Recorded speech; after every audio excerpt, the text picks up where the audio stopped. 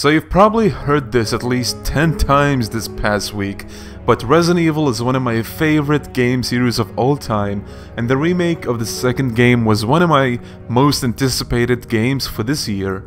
Now, does it live up to expectations? Hell yeah, it does. Everything from the visuals to the slight and more major alterations compared to the original were remarkably well done in a way that pleases my nostalgia and at the same time gives me a new experience that defies my expectations. Like how the iconic RPD keys unlock different rooms now, for example. And while playing the game, I came across a lot of things that reminded me of the original release of Resident Evil 2, where I had the biggest grin on my face and just went, "Capcom, my dudes, I see what you did there."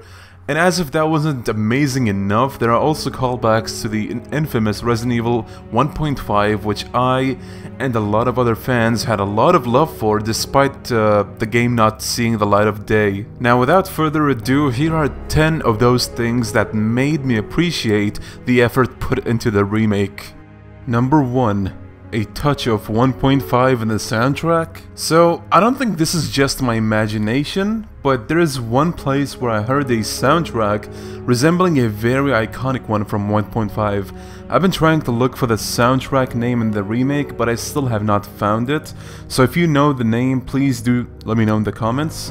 But enough about that, and let me show you what I mean. In the hallway where you found the liquor in the original Resident Evil 2, coming back here when you have the chain cutter, will have a number of zombies spawn, and once you see them or fight them, there will be a soundtrack that has one part in particular that is very reminiscent of one track from 1.5.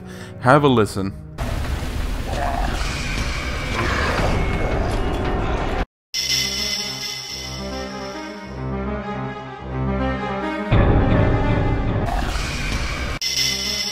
See what I mean?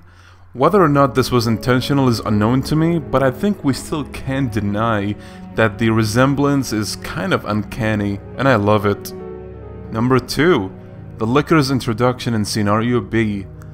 So playing the one-shot demo and seeing the Licker in some place other than the original place felt a little odd, but definitely not in a bad way for me. It's just that fans would expect to find him in the original place as a homage to the original game. I speak for myself and most likely other people too when I say that seeing him in a different place in the demo made me accept this new change and forget about the old one. But lo and behold, playing Scenario B and coming back to this place showed me exactly the same thing from the original, recreated for the remake. Phew, mind blown. Just when you think they may have missed this detail, you get it right in front of your face at one point or another. I don't think I saw this one coming, but it was a welcome gesture, as I'm sure other fans appreciated it as well. Number 3. The iconic alleyway balcony, basketball court, and bus from the original Resident Evil 2. So I like how the remake defies your expectations by bringing these classic areas that used to be in the beginning of the original, now being in the middle of the remake instead. This is probably what made me appreciate this even more, not expecting it to be there since, you know, it wasn't at the beginning of the remake, but what did I know? It shows up later on in the game, and so you get this wonderful nostalgia trip as you walk down the alleyway balcony, and not only that, but you also meet a very familiar female zombie model that used to be around there in the original. And then you move on to the basketball playground with the graffiti intact, and then the bus. All of these 3 areas being close to each other in the original and in the remake, but the difference being that they were at the beginning of the original and in the middle of the remake, in addition to being exclusive to Claire's campaign in the remake. Still a move that I appreciate and did not see coming. Number 4. KENDO'S gun shop. Another example of a place you see in the middle of the game rather than the beginning like with the original, and instead of having Kendo go all "Ooh, babe, darling," which is pretty damn funny and has its own charm, he now is taking shelter in his shop with his half-infected daughter, giving a bit more story for the guy compared to the original, and this is further supported by the upcoming DLC, Ghost Survivors, where he will be one of the playable characters. Number 5. Marvin playing a bigger role. As you know, Marvin's role in Resident Evil 2 is pretty short-lived, whereas in 1.5 his role was much bigger in comparison, even bigger than the remakes, where he actually lives and also meets Leon and Ada and they try to escape together. So that puts the remake in the middle ground where, while he does turn into a zombie eventually like 2, he still helps Leon and Claire much more than he did in the original, and you get to see more of him, and that's something that I really liked about the remake. Number 6. Return of 1.5 areas. So the shooting range and the jail are probably the first to come to mind. The shooting range is one example of an area that was in 1.5 and the remake, but not the original release of 2. And while the jail is in 2, there is only about like 2 cells in that game, while the jail area in the remake resembles that of 1.5's a lot, especially with, you know, the number of the cells, the zombies being inside them, and some of them, you know, sticking their arms out, reaching for you, which is also a small detail that was in 1.5. It's these damn little details that make this remake. Number 7. Grenades straight from 1.5. So you could argue that this is more associated with the remake of 1 and therefore it being a returning feature rather than an ancient relic of 1.5. But to me, when I found the first flash grenade in the office area, I immediately thought of another concept from 1.5 that was brought back. Yes, that game did have grenades, as you can see here, and the idea was eventually scrapped and removed from the final release. So seeing them again is pretty damn fantastic, and I'd like to think that it's a mix between the first remake's defensive items and the scrapped idea of grenades in general in 1.5, since you are able to use them anytime and not just when grabbed by a zombie, unlike Remake 1. Number 8. Revisiting familiar Resident Evil 2 places.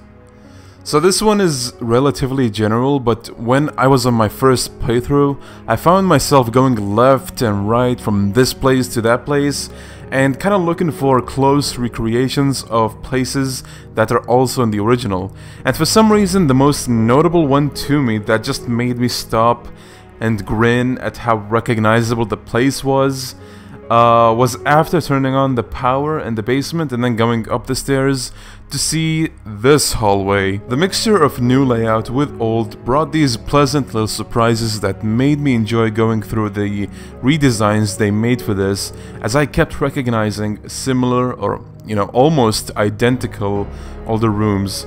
Other examples include the STARS office, the library, even the freaking crane animation in the lab, which is, you know, one big reference to a crane from Resident Evil 2 for a different purpose, and the game has many more.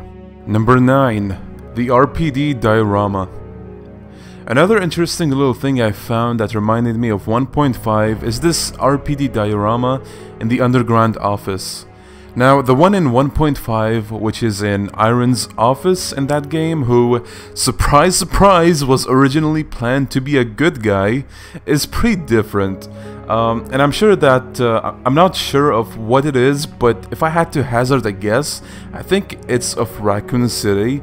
But nevertheless, seeing the little thing in the remake was another plus from me for the little attention to detail. Number 10. The ELZA Walker costume. So this is probably the most obvious one on this list, but also one that is very welcomed by me and many others. Seeing this costume announced sometime before the release of the remake put a big smile on my face, because it told us that while 1.5 was a scrapped project, they still remember it, and therefore there might be elements coming back in the remake that were in the game. And sure enough, the game does show several things reminiscent of it.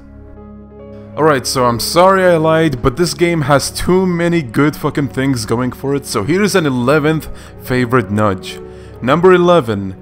Alternate handguns in Scenario B with classic animations. So when I first played Scenario B, greeted by the different start as I would expect since it was the same in Resident Evil 2, I also found this new handgun right at the beginning of the playthrough, and I was surprised to see that it also has its own ammo, and later to find out that all regular handgun ammo gets replaced by this gun's in Scenario B. But what's the thing that stands out with this gun other than its increased power?